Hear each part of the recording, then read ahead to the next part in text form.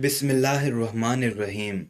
जब इंसान फौत होगा उसकी कब्र में पहली सुबह शाम और रात कैसी होगी, उसके साथ क्या होगा, पूरी तफसील के साथ आज मैं वीडियो में बयान करूंगा, इसलिए वीडियो मुकम्मल सुनिएगा। मौत एक ऐसी हकीकत है जिस पर हर शख्स ये यकीन रखता है कि इससे दो चार होना और इसका तलुक जाम पीना ज़रूरी है।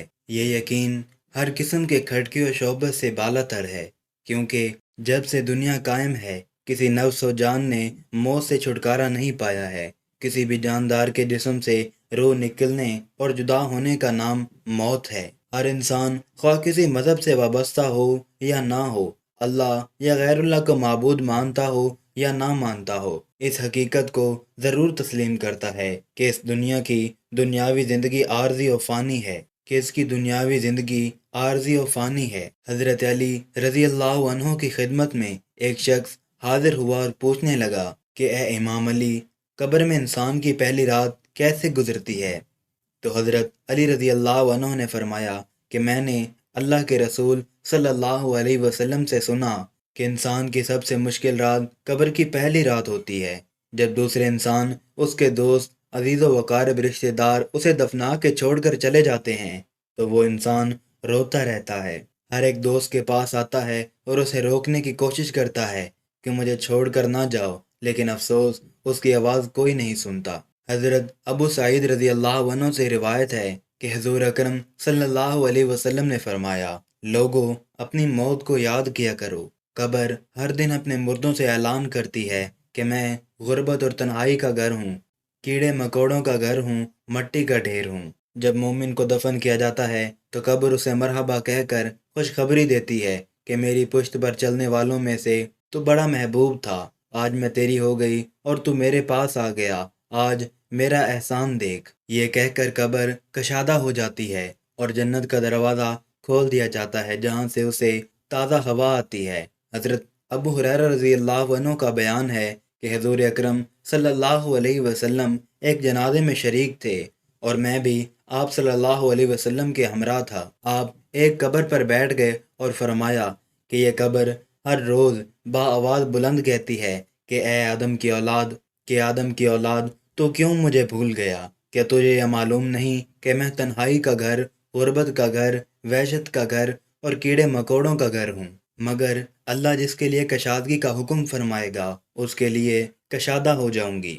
उसके बाद आप सल्लल्लाहु अलैहि वसल्लम ने फरमाया, ए कब्र, तू या तो जन्नत का चमन है या फिर आग का एक तंदूर है। हुज़ूर अकरम सल्लल्लाहु अलैहि वसल्लम ने फरमाया कि मुर्दा जब कब्र में रखा जाता है तो कब्र उसे कहती है, ए इब्ने आदम, तू हलाक हो, तुझे किस चीज़ ने मुझसे धोखे में रखा? क्या तुझे मालूम ना था कि मैं कीड़े मकोड़ों का घर हूँ? तुझे किस चीज़ ने मुझसे बहका कर निडर कर दिया और तू मेरी पुश्त पर बहुत अकड़ कर चलता था? अगर वो मुर्दा नेक होगा तो जवाब देने वाले उसे जवाब देंगे, ए कब्र, तू देख तो सही इसके अमाल कैसे हैं। ये अच्छाई इख्तियार करता था और बुराई से दूर रहता था।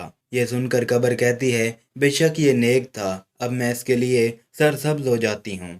मुर्दे का जिस्म उस वक्त मुनव्वर हो जाता है और उसकी रूह अल्लाह ताला की तरफ भेज दी जाती है। हज़रत अब्दुल्ला बिन उबैद रज़ी अल्लाह अन्हु से रिवायत है कि हुज़ूर अकरम सल्लल्लाहु अलैहि वसल्लम ने फरमाया कि मुर्दा कब्र में पेशता है और उन लोगों के घरों की आवाज़ भी सुनता है जो उसके साथ जनाजे में गए हों।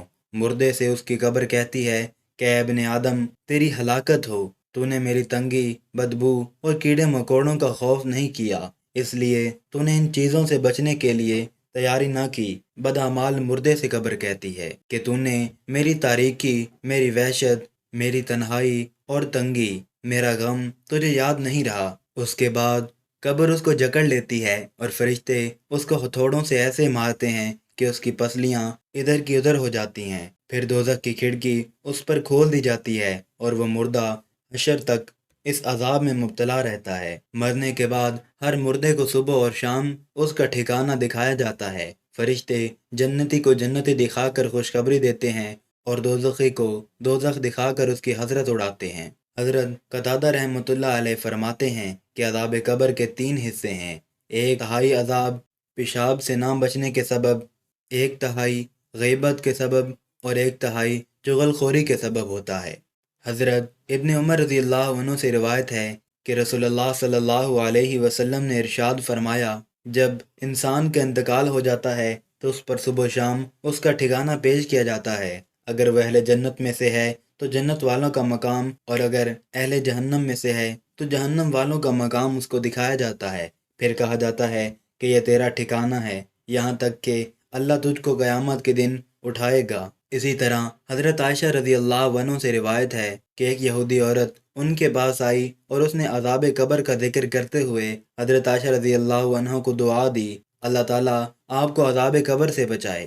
حضرت عائشہ رضی اللہ عنہ نے رسول اللہ صلی اللہ علیہ وسلم سے اس بابت سوال کیا کہ کیا واقعی عذاب قبر ہوتا ہے؟ تو رسول اللہ صلی اللہ علیہ وسلم نے فرمایا، جی ہاں، عذاب قبر برحق ہے۔ حضرت عائشہ رضی اللہ عنہ فرماتی ہیں، اس کے بعد میں نے رسول اللہ صلی اللہ علیہ وسلم کو ہمیشہ دیکھا کہ ہر نماز میں آپ عذاب قبر سے پناہ مانگتے تھے۔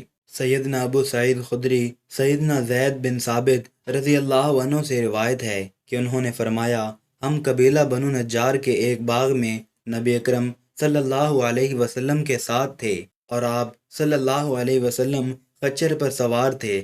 اچانک وہ خچر اس طرح بدکا کہ نبی اکرم صلی اللہ علیہ وسلم کو گرا دیتا۔ وہاں دیکھا تو 4 5 یا 6 قبریں تھیں۔ ارشاد فرمایا، ان قبر والوں کو کون جانتا ہے؟ ایک شخص نے کہا، میں جانتا ہوں۔ پوچھا، یہ کب فوت ہوئے؟ تو بتایا گیا کہ یہ شرک پر مرے ہیں۔ تو ارشاد فرمایا، یہ امت اپنی قبروں میں آزمائی جاتی ہے۔ اگر مجھے اس بات کا اندیشہ نہ ہو کہ تم مردے دفن کرنا چھوڑ دو گے تو میں اللہ تعالیٰ سے دعا کرتا وہ عذاب قبر سنوا دے جو میں سنتا ہوں۔ سیدنا زید رضی اللہ عنہ نے کہا، پھر نبی اکرم صلی اللہ علیہ وسلم ہماری طرف متوجہ ہوئے اور فرمایا، تم آگ کے عذاب سے اللہ کی پناہ مانگو۔ صحابہ کرام رضوان اللہ عنہم مجمعین نے کہا، ہم جہنم کے عذاب سے اللہ کی پناہ مانگتے ہیں۔ اللہ تعالیٰ سے دعا ہے کہ ہم سب کو مرنے سے پہلے مرنے کی تیاری کرنے کی توفیق عطا فرمائے، اور جو مسلمان اس دنیا سے جا چکے ہیں ان کو بخشش فرمائے۔ آمین۔